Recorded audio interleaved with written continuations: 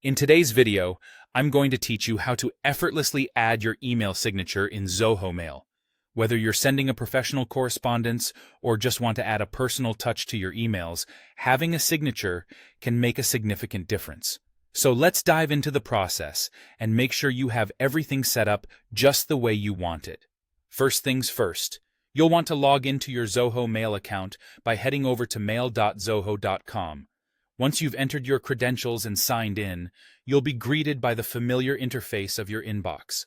From here, you're just a few simple steps away from customizing your emails with your signature.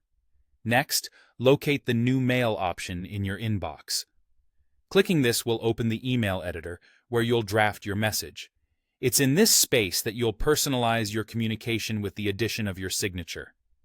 Before we get to the signature part, it's important to note that this same editor is where you can format your text, attach files, and more, offering you a full suite of tools to create the perfect email. Now, turning our attention to the toolbar within the email editor, you'll spot a variety of icons designed to enhance your messaging experience. What we're looking for specifically is the cursive line icon, a key element in injecting your unique style into the email.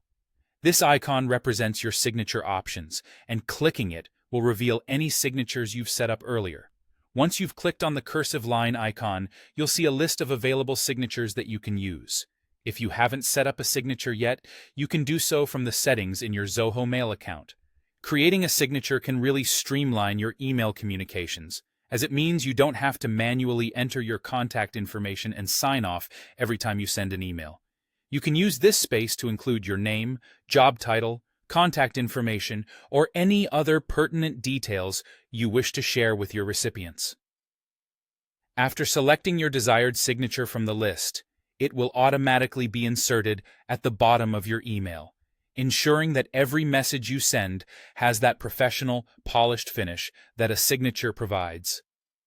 This process is not only efficient, but also ensures consistency across all your communications, which is vital for maintaining a professional image.